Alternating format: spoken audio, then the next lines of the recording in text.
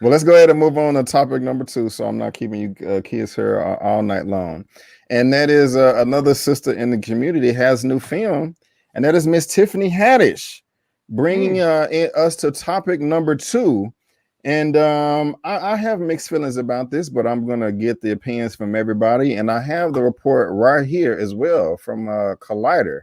It says Tiffany Haddish to star in Mr. Girl Netflix movie directed by McG. It says, let me go ahead and pull this up real quick. It says Mr. Girl is based on the Dark Horse comic of the same name that was created by Paul Tobin and Alberto Albuquerque? Albuquerque. That just look weird. Albuquerque. The film cast Haddish as a street psychic named Trine, who is living off the grid in Los Angeles and has no memory of who she is or where she comes from. Though Trine may not know herself, she is guided by an omniscient voice in her head that knows everyone else's business, including their darkest secrets.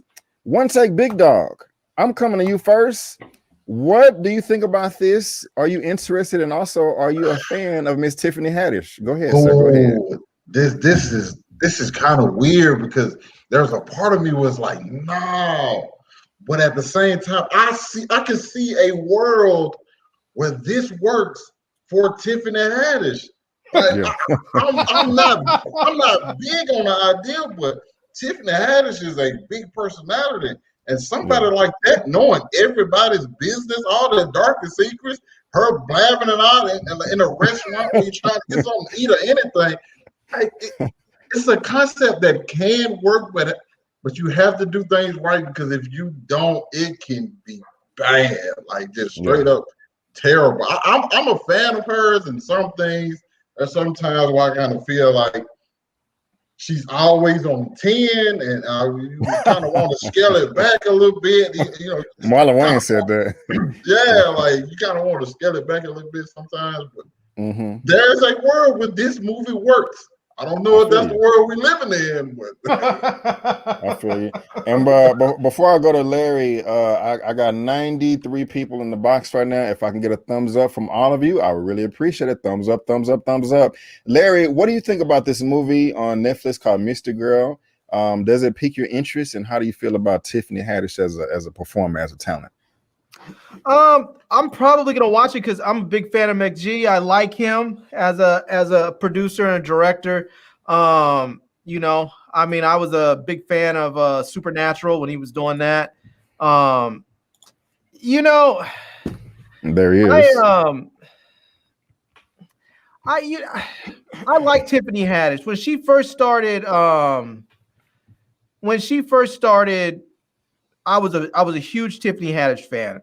And I'm not going to say I dislike her now, but what I will say is that it feels like she's been doing the same shtick since she came out. And for me, I found that it's gotten a little stale, and I just want her to flip it up a little bit. And so maybe this will be the opportunity for her to flip it a little bit. And, you know, so I mean, I'm going to reserve judgment and watch it because there's two people involved that I actually like for the most part, and hope they do well. I just hope that she continues to evolve. I just think like anybody, I know a lot of people are like, hey, if it's don't broke, don't fix it. But the problem is that you say if it's not broke, don't fix it. Eventually people get tired of it and they move on. And then because people are tired of it, it actually is broke. And so you do need to fix it. And so I'm hoping that before I get so sick of her that I don't want to see her anymore, I hope she flips it a bit. Right on. And Lamont, before I come to you, let me read this real quick. Deadline broke the news reporting that Haddish will produce Mr. Girl under her She Ready Productions banner alongside McG and Mary Viola of Wonderland Sound and Vision. The film will also be produced by Mike Richardson and Keith Goldberg of Dark Horse Entertainment, The Umbrella Academy, which has first look deal at Netflix, while Melanie Clark of She Ready will serve as an executive producer on the project. Mr. Lamont, coming to you now, sir. How do you feel about this film, and are you a fan of Miss Tiffany Haddish? Oh boy, I guess I'm about to upset some people. Lord have mercy. How can I couch this in a way that I'm not being PC and I'm being honest about my feelings? So Tiffany's not that funny to me. She seems stereotypical. I caught her in a lot of movies. She's always the loud black girl. She's always the aggressive black girl. And I did catch her in that DC comic movie where she was in there with Elizabeth Moss and Melissa McCartney. And I didn't like her in that role at all. The Kitchen. And yeah. What was the name of it? The Kitchen. I missed that one. But go ahead. Yeah. You ain't missed nothing, bro. You better off going to a real kitchen making a sandwich. You ain't missed nothing. Okay. And then she got into a quarrel with some other comedians that I like Cat Williams, and some others who kind of felt like the nicest way to put this is that she catered more to Anglo-Saxons, and that's why she got a push. Now, I don't know what the truth is in that, but this is what I do know. Even though I'm not that big a fan of her comedy, her story to how she became a comedian is tough. This girl was an orphan. She had to outdo a lot of people, and I admire that grit. And I admire the way she's giving back. Now, a lot of people may not know Tiffany Haddish gives back. She used her production team to hire black people, black staff, and I'm all about that. Right. So I'm with the concept of this movie. It sounds like it could be entertaining, and One Take said it right. For what they've used her to be typecast as, it sounds like this could be something good for her, but I'm hoping that she can finish rubbing off her acting chops, get more into production, and giving other minorities an opportunity to succeed so that she can just sit her ass down and produce. Right on. Well said, my brother. And OneTakeBigDog, you did a thing too. I think this is perfect for her as far as her personality is concerned. And Larry, I know you said that you like MG. He is familiar to me as well. He directed the Charlie's Angels in 2003, Terminator Salvation in 2009, which I liked. Yeah. Excuse me. Yeah. Also, We Are Marshall. Nobody, I mean, everybody craps on that Terminator movie, but I liked it. And if you guys want to go see his filmography, you can. But as far as Tiffany Haddish is concerned, I mean, let me make myself bigger first. I'm gonna follow Lamont a little bit on what he's saying, because I am not a Tiffany Haddish fan. I am not. However, I still want her to win, and I still respect her hustle. Now, exactly. I think, and I mean, look, she had a hard upbringing apparently, and look at where she is now. So kudos to her. I still want her to win. I think One Take, you were saying that one of y'all was saying that she's always doing the stereotypical role and all that. I do agree. I did not like Girls Trip. I couldn't stand that movie, especially with her peeing on people on the zip line. I thought that was stupid. I mean, that would fit in a spoof comedy satire, but when people get drunk and high too much, they do pee and crap themselves sometime. I think if we were not all there, we've at least known somebody that happened to. However, I did like her in Night School. Yeah, I did too. Yeah, I thought Night School in Night School. Yeah, Night School was good. I didn't see Like a Boss. I didn't see that, and I didn't see The Kitchen, so I can't comment there. But I couldn't stand her in Girls Trip, but I did like her in Night School. And I don't even remember her in Key News. They show her in Key. I didn't even remember her in that. Yeah, I don't either, man. I don't know what that's about. So Like a Boss was okay. It was just okay. Yeah. But yeah, Night School she was had good. another one. She had another one that was really bad. You had to bleach out for it. I think I know what you're talking about. Let me find it real quick. Oh man, it's right here. It was stupid too. I can't think of the name. Hold on, we're gonna get it together. Nobody's Fool. Yeah, Nobody's Fool. Was this it? I think she just got out of jail. Yeah, man, that shit was dumb. Oh my god, it was dumb. I did not like that. Lord. Matter of fact, what did they? Yeah, they got a 26% on Rotten Tomatoes too, and that was too high. the rent was too damn high on that one, Larry. But the thing is, like, okay, 26%, 21%.